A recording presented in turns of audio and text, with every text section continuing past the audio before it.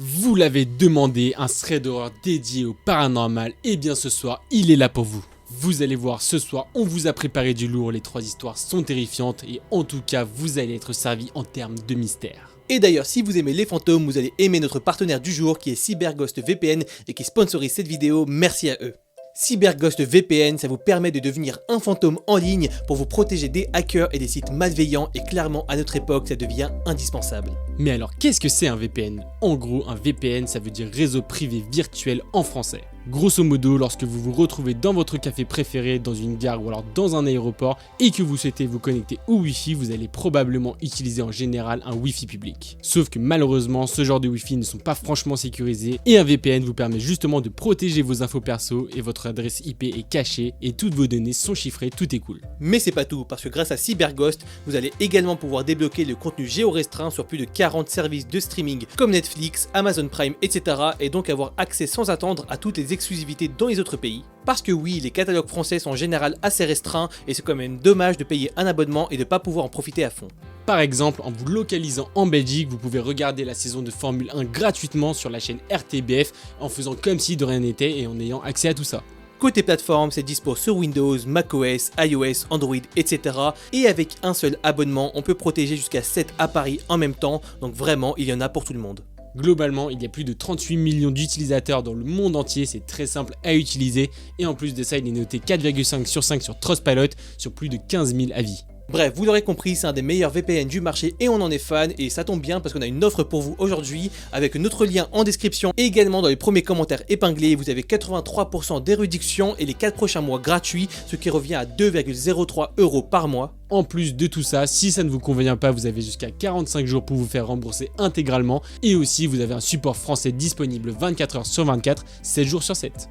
Merci à CyberGhost VPN, c'est grâce à ce genre de partenariat que la chaîne peut vivre. Mais bon, on commence quand même par vous dire bonsoir et bienvenue dans cette nouvelle vidéo en compagnie de Joe et Kratos. Et ce soir, on est reparti pour un thread d'horreur vraiment très spécial car il est paranormal. Nous, perso, on trouve que les 3 histoires de ce soir sont particulièrement terrifiantes, alors on attend vraiment vos retours en commentaire pour savoir ce que vous en pensez. En attendant, vous avez bien entendu tous les réseaux sociaux qui s'affichent juste là, vous pouvez aussi vous abonner et activer la cloche et on est parti pour la première histoire.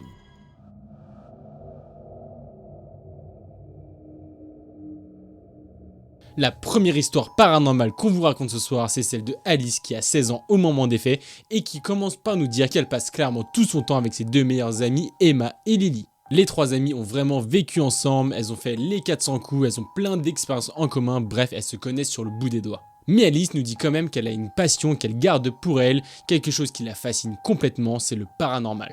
Elle a déjà essayé de partager ça avec ses amis, malheureusement ce n'est pas du tout leur délire et donc elle garde ce hobby pour elle. Clairement, elle adore regarder toutes les émissions qui parlent de fantômes, elle regarde tous les reportages qui sont liés au paranormal en général. Et d'ailleurs, elle nous dit que ce n'est pas quelque chose qui la fait peur, c'est plus quelque chose qui l'intrigue.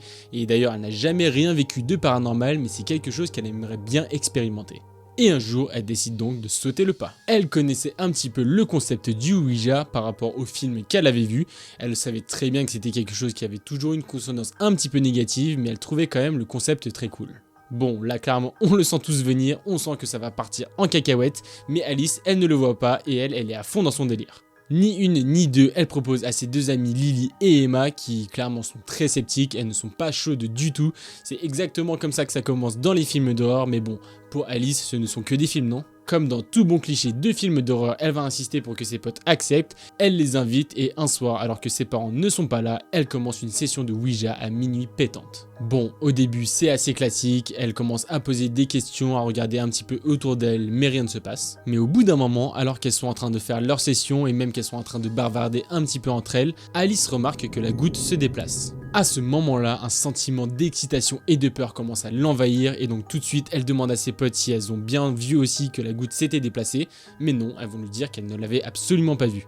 Complètement intriguée et sûre d'elle, Alice se remet à fond dedans, elle commence à poser des questions parce qu'elle est sûre que quelque chose se passe, la goutte ne pointe pas exactement à la même lettre qu'auparavant. Et alors qu'avec ses potes, elles essayent de faire le plus possible pour entrer en contact avec un esprit, malheureusement, rien ne va se passer d'autre pendant cette session. Au bout d'un certain temps, les 3 amies en ont marre, elles vont donc éteindre les bougies, ces 2 amies rentrent chez elles et un petit peu déçue, Alice va se coucher. Sauf que ce n'est que quelques jours plus tard qu'elle va se rendre compte qu'elle n'aurait peut-être jamais dû faire ça.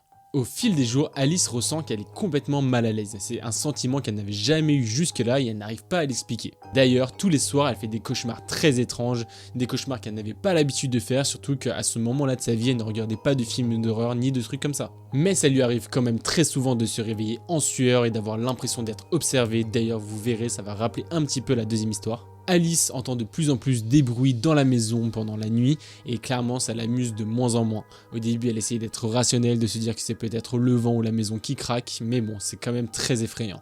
Et un jour elle voit même des ombres se déplacer du coin de l'œil et à chaque fois qu'elle se met à les regarder, elle voit qu'il n'y a plus rien. Bref c'est vraiment comme dans les films d'horreur, mais Alice essaye de se persuader que ce n'est que son imagination.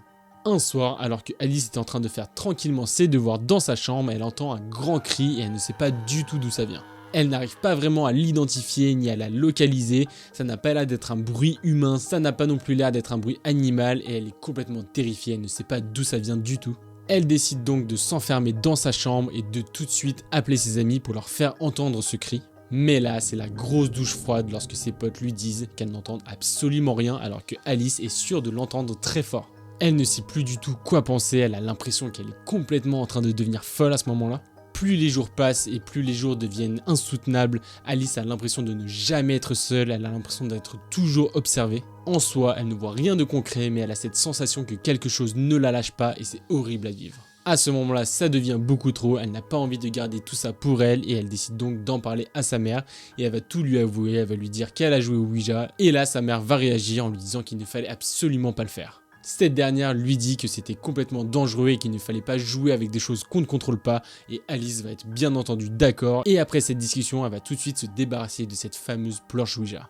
Et après ça les choses vont étonnamment bien mieux se passer dans sa vie, beaucoup moins de phénomènes étranges vont se produire. Au fur et à mesure des jours elle sent que les choses vont mieux, elle ne se sent plus observée constamment et cette fascination obsessionnelle pour le paranormal va la quitter peu à peu. Aujourd'hui, plus rien n'est à signaler, heureusement tout va mieux dans sa vie et le paranormal reste un sujet qui l'intéresse toujours. Elle aime toujours regarder des émissions qui parlent de fantômes, elle aime aussi regarder des reportages sur le sujet, même si elle sait qu'elle ne recommencera jamais à utiliser des planches Ouija. Avec du recul, elle ne sait pas si tout ça s'est vraiment passé ou si elle avait juste peur des conséquences d'avoir joué avec la planche. En tout cas, dans le doute, elle sait qu'elle ne recommencera pas et ce soir, elle vous donne ce conseil de ne jamais essayer.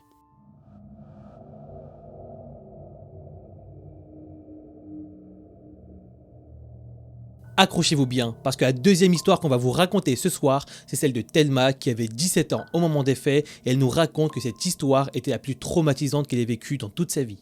On est en 2015, Thelma est au lycée et il y a une bonne nouvelle qui se profile parce que les grandes vacances approchent bientôt.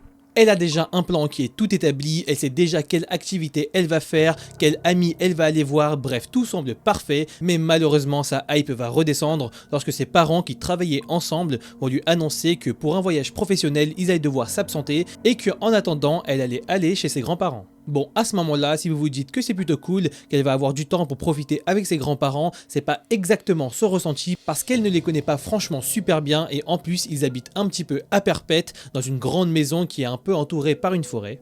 Et la cerise sur le gâteau, c'est vraiment une très vieille bâtisse. Thelma, ça lui fait pas plus peur que ça, elle croit pas vraiment au paranormal, même si elle nous l'avoue, ça l'a toujours un petit peu intimidée et on dirait une maison qui est tout droit sortie des films d'horreur et vous verrez, c'est peu de le dire.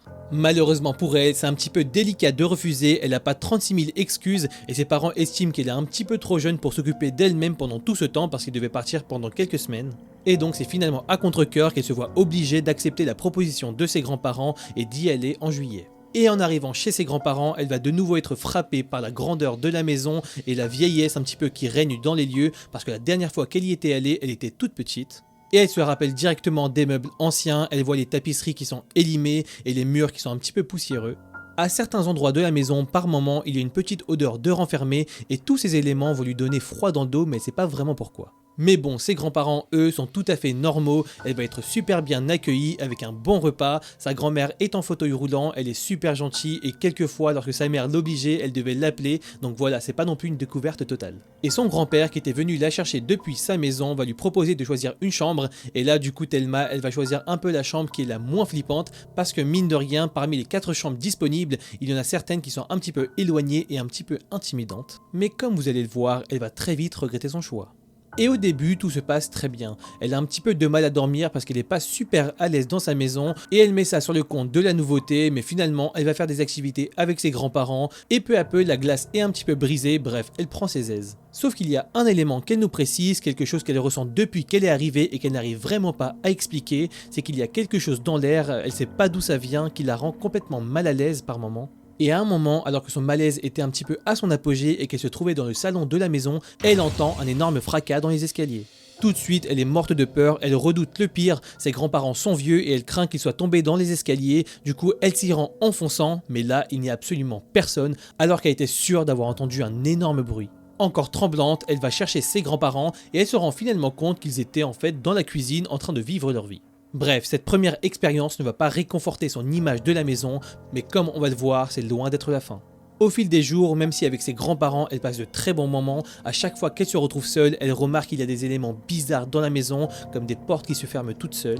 Elle a également souvent l'impression que quelqu'un est en train de se rendre dans sa chambre car elle entend des bruits de pas dans le couloir, mais lorsqu'elle l'ouvre, elle ne voit personne. Il y a également plein de courants d'air, des craquements dans la vieille maison et également, et c'est peut-être le détail le plus flippant, des espèces de murmures qu'elle entend parfois, mais elle va décider de rationaliser et de tout mettre sur le compte du vent. Bref, Thelma se décide à tout mettre sur le compte de son imagination et elle est vraiment résolue à ne pas laisser ces éléments gâcher son voyage chez ses grands-parents. Mais derrière votre écran, si vous vous dites que vous n'aimeriez déjà pas vivre ces journées chez ses grands-parents, attendez de voir la suite parce que la nuit c'est encore pire. Lorsque la nuit tombe, que Thelma se retrouve seule dans sa chambre, plongée dans la nuit noire car il y a un épais rideau devant la fenêtre, elle a l'impression que sa chambre se met en mouvement. C'est complètement impossible pour elle de s'endormir, des ombres semblent se mouvoir dans sa chambre et c'est la première fois qu'elle ressent ça dans sa vie, mais elle a vraiment l'impression d'être épiée par quelqu'un dans le noir. Et ce n'est pas tout parce que les rares fois où elle parvenait à fermer l'œil, elle était en proie à des cauchemars complètement terrifiants. Et à chaque fois qu'elle se réveille, c'est en sursaut, trempée de sueur, avec le cœur qui bat à fond et surtout avec cette impression de malaise qui ne disparaît pas. Et alors que ça fait à peine quelques jours qu'elle est chez ses grands-parents, elle se demande vraiment si elle doit leur en parler, si elle doit leur dire qu'elle se sent pas super à l'aise et que la nuit elle n'arrive pas à dormir, elle va passer une autre nuit qui va finalement lui faire prendre sa décision. Ce soir-là, alors que Thelma est dans sa chambre et que cette sensation de malaise ne disparaît pas encore une fois, elle est sur le point de s'endormir, mais là c'est sans compter sur une sensation sur sa cheville droite qui se manifeste par une sensation de froid, comme si une main glaciale lui attrapait la cheville. Et avant même qu'elle ne puisse réagir, cette sensation va s'amplifier et maintenant elle a l'impression de se faire griffer. À ce moment-là, son instinct prend le dessus, elle a exactement la réaction que vous ou nous aurions eu parce qu'elle se met à crier sévère, elle se met à hurler de toutes ses forces, elle se lève de son lit, ouvre la lumière pour voir s'il y a quelqu'un dans sa chambre parce qu'elle est persuadée de ce qu'elle vient de vivre. Et là, complètement en proie à la panique et en haletant, elle va jeter un œil à toute la pièce du regard pour voir s'il y avait quelqu'un, mais elle se rend compte qu'elle est bel et bien toute seule.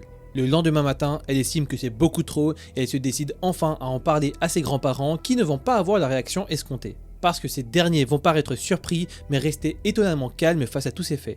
Ils vont lui dire qu'elle se fait certainement des films parce que la maison était vieille, qu'elle avait pas mal de vécu, qu'il y avait tout qui craquait un petit peu, mais qu'à leur connaissance, il n'y avait absolument rien de paranormal et aucune histoire de ce genre. Malheureusement, ça ne va pas du tout apaiser Thelma et au contraire, au fil des heures et au fil de la journée qui défile, elle va se sentir de plus en plus mal à l'aise. Et les jours d'après, c'est un quotidien plutôt étrange qui s'installe dans la vie de Thelma parce que la journée, elle dessine, elle lit, elle passe du temps avec ses grands-parents et tout se passe très bien, mais dès que la lumière du soleil commence à décliner, elle commence à se sentir super mal à l'aise, complètement terrorisée. Elle avait peur de dormir, elle avait peur de se réveiller et elle avait immensément peur de la maison en général. Et un soir, alors que les trois sont réunis à table et qu'ils sont en train de dîner, Thelma ne supporte pas l'idée de devoir remonter dans sa chambre sans explication, du coup elle va de nouveau remettre la discussion sur le tapis sur les événements paranormaux qui semblent animer la maison.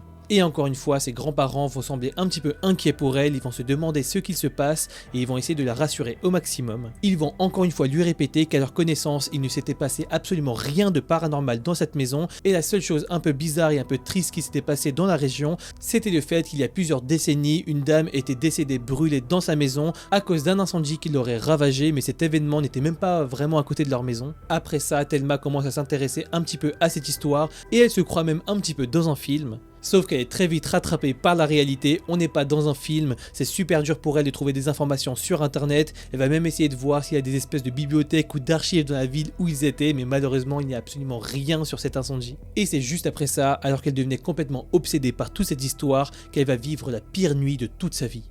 Et oui, on peut faire pire. Thelma est décidée à dormir à nouveau seule dans sa chambre parce qu'elle ne veut pas paraître pour une peureuse aux yeux de ses grands-parents et non plus auprès de ses parents si ces derniers venaient à leur raconter toute l'histoire. Mais seule entre ces quatre murs, elle est complètement recroquevillée sous sa couverture. Et alors qu'elle commence doucement à s'endormir, elle entend des bruits de pas qui se dirigent vers sa chambre. Et en levant les yeux, elle voit une scène qui encore aujourd'hui la marque. Dans la pénombre, elle distingue une silhouette qui ressemble étrangement à sa grand-mère, qui a la même allure, à peu près la même coupe de cheveux. Cette silhouette est comme une ombre qui est encore plus sombre que la nuit elle-même et qui se rapproche peu à peu de son lit et elle est complètement terrorisée et elle n'ose pas bouger le moindre petit doigt. Et alors qu'elle est en train de se demander si elle est en train de rêver, et en tout cas elle espère, l'ombre se rapproche d'elle, elle lui attrape les jambes et elle a même l'impression de sentir ses ongles s'enfoncer sous sa peau. À ce moment-là, Thelma retrouve son instinct de survie, c'est beaucoup trop, elle a vraiment l'impression qu'elle va tomber dans les pommes, du coup elle se met à hurler encore une fois de toutes ses forces et c'est quelques secondes après qu'il lui aurait paru être une éternité que son grand-père débarque de la chambre en courant. Complètement en pleurs, elle essaie de lui expliquer tant bien que mal la situation, mais elle n'y arrive pas. Finalement, elle va même lui montrer ses jambes et ils vont voir qu'elle a des espèces de griffures, rien de vraiment très grave, mais elles sont quand même là et c'est indiscutable. Bref, après ça, elle est décidée à ne plus jamais dormir dans cette chambre, du coup elle reste éveillée dans le salon pendant toute la nuit. Et le lendemain, elle va finalement demander à son grand-père de la reconduire jusqu'à sa maison. Elle dit au revoir à ses grands-parents qui semblent super inquiets même s'ils ne comprennent pas du tout ce qu'il se passe et ils sont complètement désolés de voir leur petite fille qui a vécu une mauvaise expérience chez eux.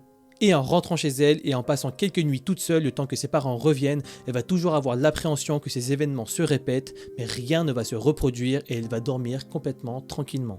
Jusqu'à aujourd'hui, elle n'a plus jamais dormi chez ses grands-parents et les rares fois où elle a dû y aller, elle a vraiment évité de rentrer dans cette chambre où elle a vécu des trop mauvais souvenirs. Cette histoire finalement, elle ne la racontera qu'à très peu de personnes parce qu'elle avait vraiment peur d'être traitée de menteuse et elle soupçonne même ses grands-parents d'avoir dit à ses parents qu'elle avait très certainement eu une espèce de crise de panique et qu'elle s'était griffée toute seule. En tout cas, c'était leur théorie pour expliquer tout ça et au fond, Thelma ne leur en voulait même pas. Finalement, aujourd'hui, avec le recul, elle ne sait toujours pas si elle croit au paranormal ou pas, mais ce qui est sûr, c'est que ces événements qui se sont passés cette nuit-là resteront à jamais gravés dans sa mémoire.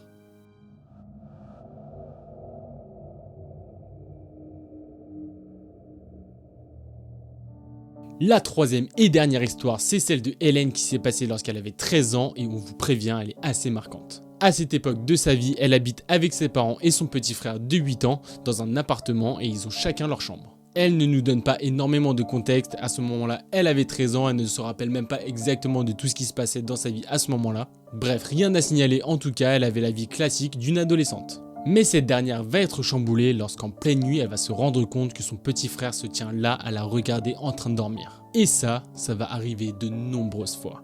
En soi, il ne faisait rien, il se contentait juste de rester planté là, le regard vide à la regarder en train de dormir, puis il retournait se coucher.